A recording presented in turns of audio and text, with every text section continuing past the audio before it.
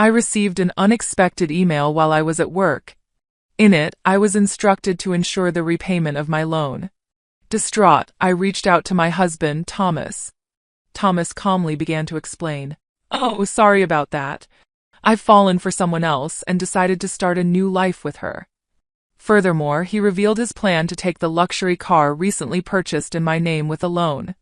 Despite my attempts to dissuade him, my husband ignored me, abruptly ended the call, and became unreachable. In the end, Thomas disappeared with his mistress, leaving behind a substantial debt. As a mother to our 12-year-old son, I never envisioned such an unfair situation. I found myself at a loss, unsure of what to do, my mind going blank. At 35 years old, my name is Barbara, and my husband, Thomas, is the same age. We were a family of 3, including our intelligent 12-year-old son, Peter.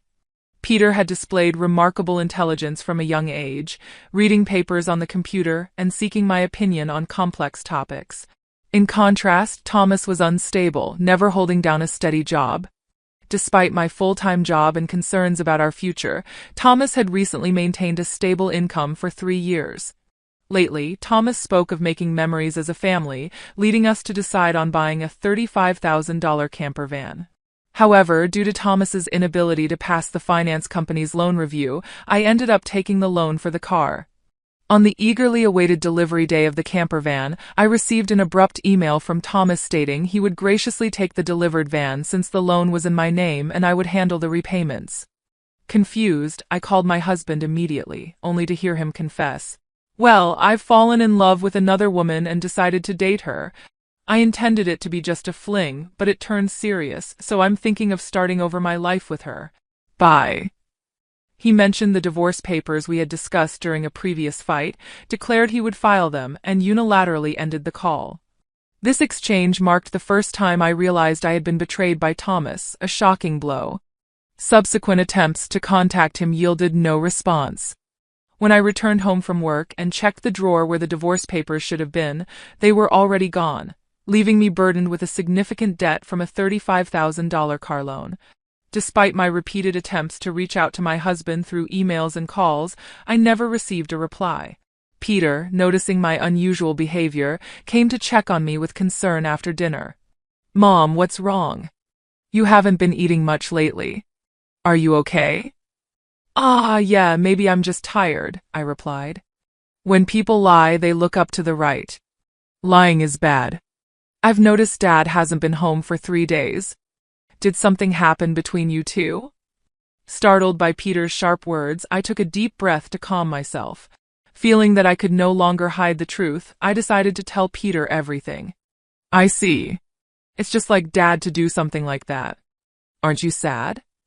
I kind of understood from how things were going. Peter, seemingly foreseeing the future, appeared unconcerned about our parents' divorce. However, I knew he must feel sad about it in his heart. Silently apologizing to Peter in my mind, I worked desperately, trying not to think about the dreadful events. However, my body was honest, and gradually my health deteriorated. There was a training session planned at work that day, but I couldn't stand up and ended up squatting down. "Sorry, I can't stand up right now. I need to take a break," I said. I heard my colleagues' voices full of concern, but I couldn't respond and collapsed. When I regained consciousness, I found myself in a hospital room. I received a diagnosis from the doctor that I needed detailed examinations, and I was admitted to the hospital. Hannah thought, "I feel so pathetic. It's supposed to be just emotional stress." Looking at the 4 drip in my arm and the white ceiling of the hospital room, tears naturally started to flow. At that moment, Peter, who is usually calm, rushed into the room with an extremely worried look, prompting me to quickly wipe away my tears. "Mom, what happened? Is it serious? You're not going to die, right?" Peter asked, rushing into the room. "Of course not. I wouldn't leave my dear son alone," I reassured him. That's good. Really, I was called by the school teacher and told that you were taken to the hospital." "I was so shocked my heart nearly stopped," Peter said. "He is usually mature for his age, but he's still only 12. I felt a strong resolve to get better for his sake, but my condition was worse than I thought. I was diagnosed with a serious illness. The doctor advised, you should have surgery as soon as possible. Please make a decision quickly. Following the doctor's advice, I underwent surgery, and by the time I was discharged, it had been a month since Thomas had left. When I returned home and opened the mailbox, I found a demand letter for the car loan payment. Barbara thought the repayment should have been automatically deducted from my account. In panic, I checked the account balance with my cash card. The balance, originally $20,000, was now only $33.90. Barbara thought Thomas did this. I want to ask him to return the money, but I can't contact him. What should I do? Since I don't have the camper van, I can't sell it.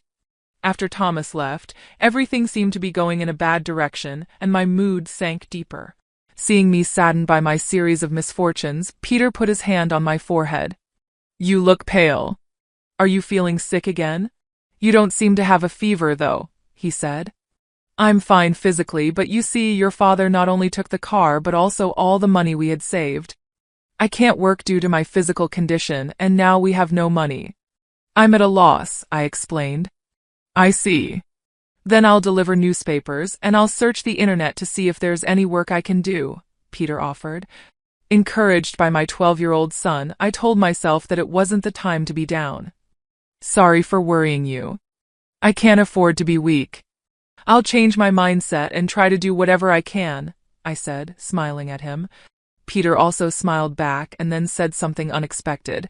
Let's plan how to get the car back from Dad. How can we do that? The camper van is in your name, right? Yes, but what about it? Then maybe we can. Peter suggested an idea that I couldn't even imagine. I had never thought such an idea could exist. Also, I have no idea where your father is. Then let's check on my phone, Peter replied. A month ago, when we went hiking as a family, Peter, who is usually very reliable, felt lost. At that time, we bought a kid's cell phone on suggestion and installed a GPS app on it, which both Thomas and I could access. With this app, I can see where Dad is in real time, and he's been moving around a lot. Oh, is that so? But what if we find him, and he just says something vague and escapes again?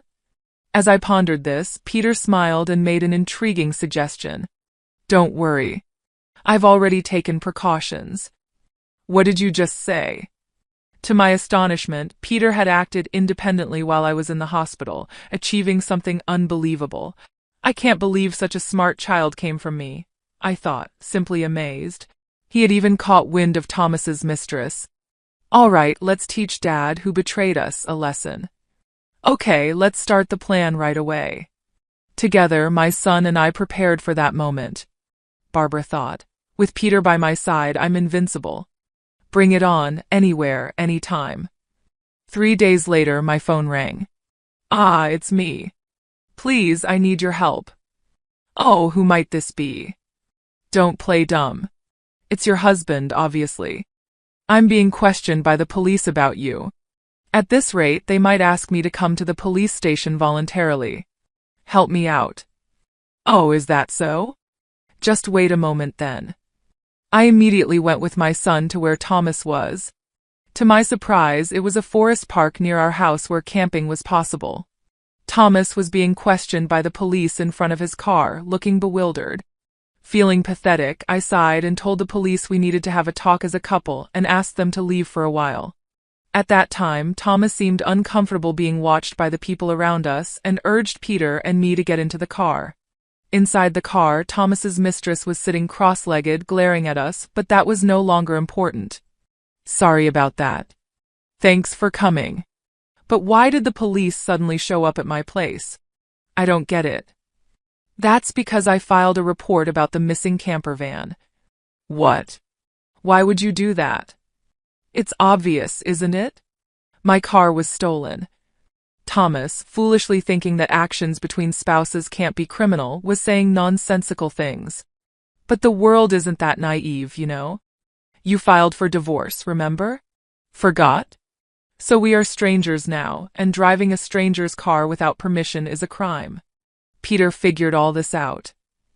Peter figured it out, typical. Sharp as ever, that kid. But I didn't steal the car, I just borrowed it for a bit. Oh, is that so?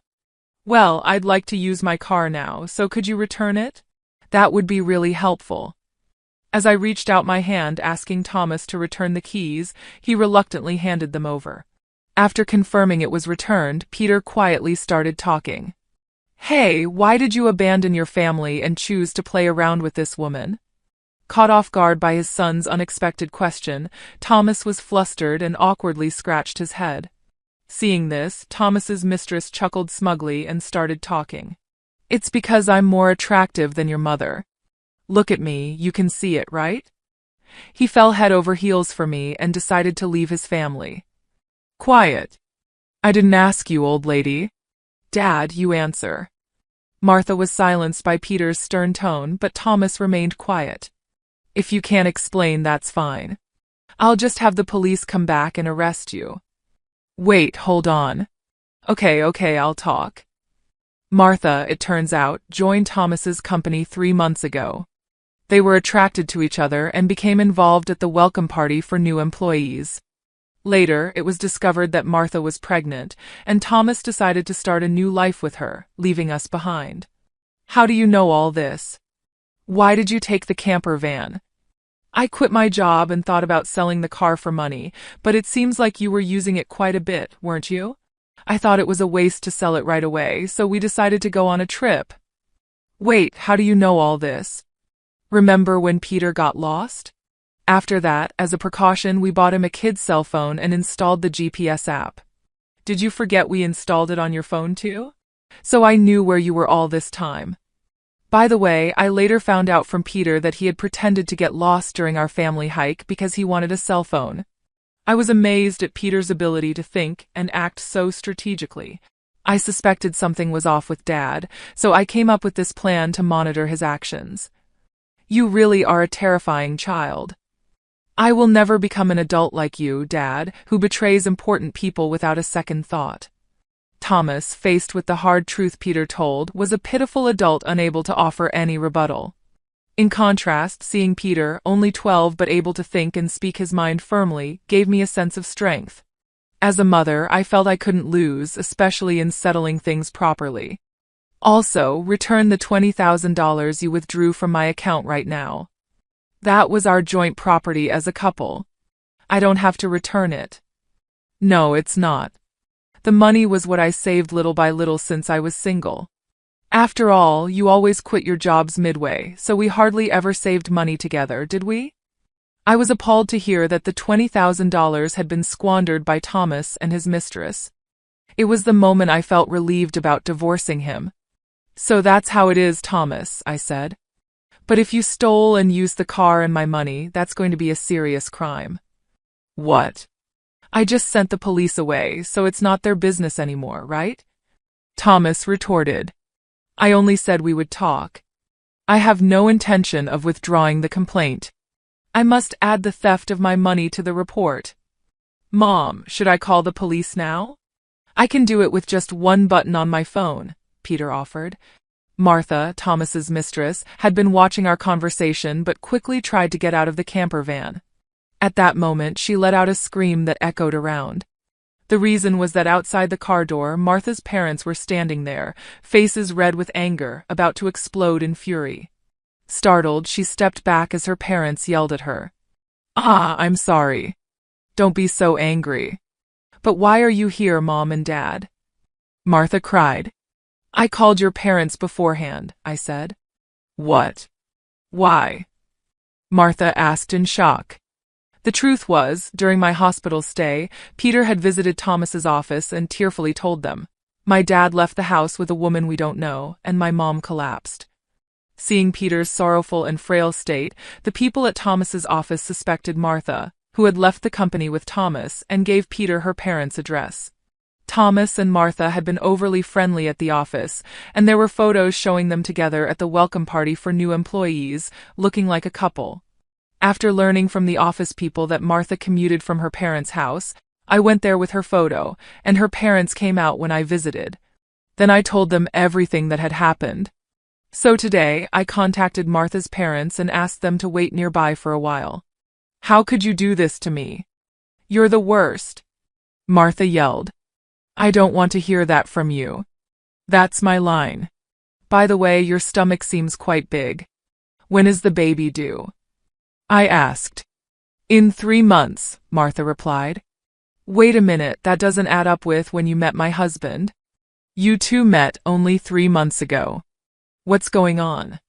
It's not time for the baby to be born yet, I pointed out. Thomas, hearing this for the first time, stared at Martha, eyes wide. Wait, what does that mean? Are you stupid?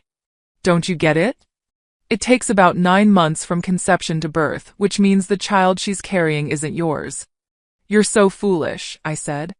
What do you mean, Martha? Have you been deceiving me? Thomas asked, feeling betrayed. Martha, realizing she was caught, admitted, I almost got away with it. Can't help it now that I'm caught. You're so naive you can't see through lies at all. Really a fool. Don't mock me. My whole life is ruined because of you. What were you thinking? Thomas shouted. Thomas and Martha started an ugly argument, but nobody intervened, letting them have it out. Meanwhile, we contacted the police again to explain the situation. As it began to get dark, the forest park was brightly lit by the red lights of the police cars. No, really, I was wrong. I'm sorry. Truly, I was wrong. I'll work hard and never cheat again, so please just don't arrest me, Thomas pleaded. Dad, people don't change that easily, especially lazy people like you, Peter responded. Exactly. Peter's right. I can't trust you at all. Reflect on your actions and pay for your crimes at the police station, I added. If I get arrested, I won't be able to pay back the money. Is that okay with you? Thomas asked desperately. I don't mind. Pay me back after you've atoned for your sins. Take your time, don't worry. I've already found you a place to work.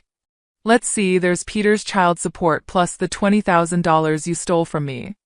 I'm not sure how much it will all add up to, but you'll work and pay it all back. I had one last thing to say to Martha, the mistress. You might think you're just an onlooker, but don't forget you're an accomplice to Thomas's theft. Be prepared for that. When I told them that Martha would have to pay if Thomas couldn't return the stolen money, she shivered in fear. Martha asked her parents for help, but they refused, saying, We disown a daughter who causes trouble for others. Thus, Thomas and Martha were taken away in a police car together. Thanks to Peter's smart strategy, we were able to punish Thomas and his mistress Martha. Though they were released from detention soon after, they faced a hefty payment to me through a lawyer. I claimed $20,000 in damages. Additionally, I made Thomas agree to pay $500 a month in child support for Peter. I introduced Thomas to a subcontracting factory of the company I work for.